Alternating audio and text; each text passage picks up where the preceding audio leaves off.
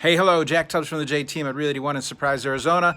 Wishing you a fantastic Wednesday. Hope you're going to get a chance to get out and just experience some of the great weather we got going on here in the Valley in Phoenix, Arizona. Hey, this video is kind of in response to some of the feedback that I received in one of the videos that I did put on my YouTube account about how the CFPB, the Consumer Financial Protection Bureau, is trying to push the foreclosure moratorium all the way through to the beginning of 2022. And I had one lady respond to me saying, hey, that's not going to happen. Please don't give people false hope. Judges are ready to start foreclosing proceedings as soon as it expires in July. It's just not going to happen. Well, you know what? Maybe that might be true. The CFPB may not be able to extend the foreclosure moratorium. They may not get the federal government to do that. But I want to give you a few reasons, actually 4 reasons why, even if it doesn't, we are not going to have a huge foreclosure crisis, as in I kind of refer back to like 2008, 2009, when just, everybody got foreclosed on, the property values fell like a boulder off a cliff. And no, things are a little bit different. And I'm going to give you 4 points why. And I found these in different resources to be able to share with you. And first off,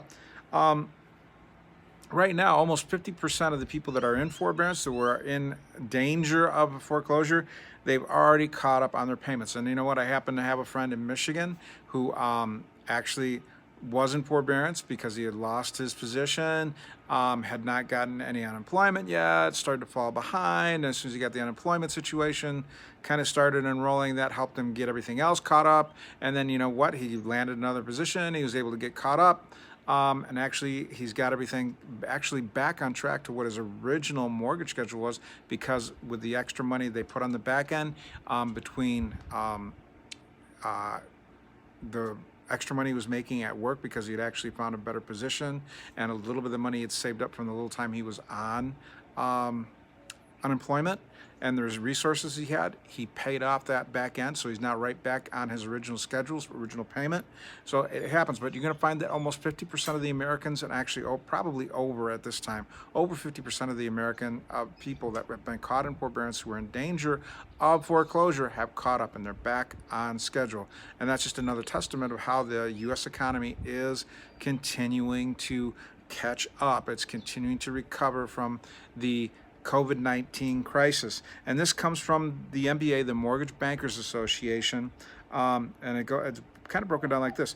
26.6% of the people who were in forbearance and are in danger of foreclosure made their monthly payments during their forbearance period. 14.7% brought past due payments to current. 7.6% paid off their loan in full. So hey, that's a great testament of what our economy is doing. Of course, this doesn't mean that the 2 million people are still in the plan will exit exactly the same way. However, it does show that people are working hard, and they also have the equity into their homes that they can find a way to work it out. Number 2, the banks just went through this just a few years ago. We're in 2021, and we really didn't start recovering until about 2013, 2014. So we're talking about 7 or 8 years ago that the banks finally recovered from a really hard hit crisis from 2008 through to about 2013, 2014. You know what? They don't want to go through that crisis again. They don't want to be responsible for taking care of those properties, making sure that they're maintained, that they're not destroyed or gutted or vandalized. They don't want to do it again. So they're really open to finding a way to make things work. And you'll also find that the federal government continues to make a way to help some of these people who are in forbearance to continue on. And the banks are really looking at restructuring loans so that it does benefit the homeowner. Of course, yes, the banks are going to make money off of this, but it also gives the homeowner a chance to stay in the home, because the banks don't want to be responsible for maintaining properties, paying property taxes, insuring all these assets, and finding and taking the loss when they do sell. They'd rather that they stay in the hands of the homeowners, and that they continue to retain their value, and that the homeowner pays for their taxes for their homeowner's insurance and maintains the property themselves. They really don't want to do go with have to go down that road again. Plus, 50% of all mortgages that are backed by the Federal Housing Finance Agency, or the FHA, or it's now the FHFA. In 2008, it offered over $208,000 or 208,000 homeowners some form of the Home Retention Act, which offered options to the borrower who had the financial ability to work out and stay in their home. Well, you know what? They have even more money now because of the great market that has been generated by the not only the housing market recovery, but just the red hot markets we've seen all across the country.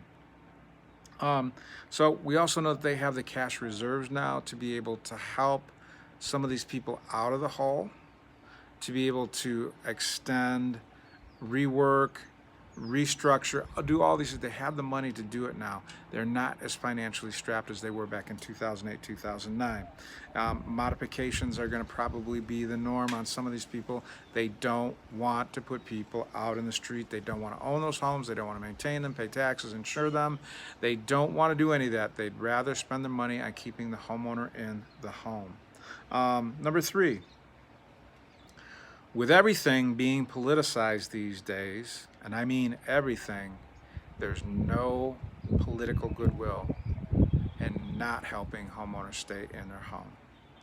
As a matter of fact, with such a politically charged state that we're in right now, I think banks and lenders and mortgage brokers and even the federal government itself only know that it's going to be a black mark on their terms, on their businesses, etc., if they start throwing people out of their houses. There's just no political will to foreclose on any of these houses. As a matter of fact, Bloomberg quoted, it says, mortgage companies could face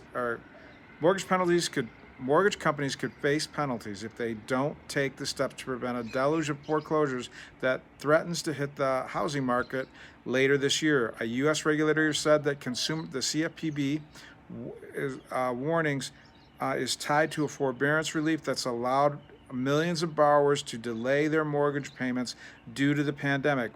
Mortgage services should not start reaching out the mortgage servicers should start reaching out to affected homeowners and now advise them on ways that they can modify their loans. In other words, the CFPB is telling the lenders already, and the CFPB is a federal bureau, financed and been given their power by the federal government. They're already reaching out to the lenders saying, look, we got to figure out a way to either modify loans, figure out a way to extend forbearances. We've got to do whatever we can. And the main reason is because this is caused not by poor decision making, not by somebody taking advantage of people who couldn't afford the homes they're living in. None of the people in the real estate industry are responsible for this. It is the COVID-19 virus that has caused the financial hardships that are causing people to go into forbearance and possibly face foreclosure, and the federal government wants to help them out as best they can, and also are leaning on the lenders and the banks and the lending institutions to do just that, to make sure that there's a way that people can stay in their homes. Number 4, as I reported before, and it's just a well-known fact, because of the way home values have gone up so much, home purchasers have been doing their best to save up a down payment, and just the general market all over the country. We see that people have a lot of equity in their homes. If they need to sell, they're going to be able to walk away from that transaction with cash in their pocket to be able to help them to move on, whether it's into a rental or whether it's into a smaller home, whatever the case may be. They're going to have the money to be able to survive, to be able to keep a roof over their head, to keep a car on the road, and to be able to continue on searching for either a new job or reopen a business or whatever it is that they need to do to get back to earning a regular paycheck. And that's one of the, actually that's probably the greatest thing of this housing market right now, is that so many people have so much equity. It's only about 11% of the loans out there right now that are either at negative or just equal equity, that meaning they're right there at the point. They owe as much money as what the house is worth, or there's some people that are underwater. But that's only 11% of the market. Last time we faced this was almost 47% of the market that we saw was underwater, had negative equity, because lenders were willing to be more than happy to lend above and beyond what they knew the values were, because they were trying to keep pace with the way that real estate was appreciating. And they thought it didn't matter if the borrower defaulted, they'd be able to not only make their money back, but maybe even some above and beyond that. So, and we don't have that same situation right now, because so many people have so much equity, and most people have somewhere between like $18,000 and $48,000 equity, and that's at the low end of the scale, in their homes. So if they were able to close, pay all the trip fees if they need to sell and close, pay all the transactional fees, and still have money to put in their pocket to help them move on. So those are the 4 reasons that we're not going to face the kind of foreclosure crisis we saw in 2008, 2009. Number one, people have equity in their homes. Number 2, there's no political will to be able to do this. That nobody wants to do this in any way, shape, or form. Banks don't want to get involved in it. They don't want to face the things that they faced last time. They don't want to maintain the properties like they did before. And last, we see so many people already caught up in their forbearance plans that they're no longer in jeopardy of foreclosure. So those are the 4 reasons right now that different experts and different mortgage or federal regulators right now are saying, look, it ain't going to happen, because we're working to make sure it doesn't happen. And we also see the public who is working very diligently, and you're probably going to be some of the people that are working so diligently are the people that were caught up in the mess in 2008 and 2009, and they don't want to repeat that either. So if you have any questions, if I can help you, if you're one of those homeowners that you don't think you can make it through, you need to sell, you need to get the highest price so that you can walk out and put a fairly large check in your pocket, please don't hesitate to give me a call. My team and I would love to help you. You can dial me direct at 248-330-7972. That's 248-330-7972. Or you can email me, jack@thejteam.house.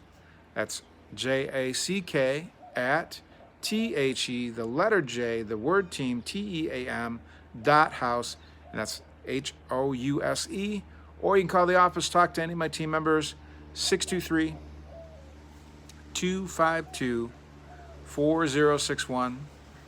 That's 623-252-4061. Hey, this is Jack Tubbs from the J Team at Realty One in Surprise, Arizona.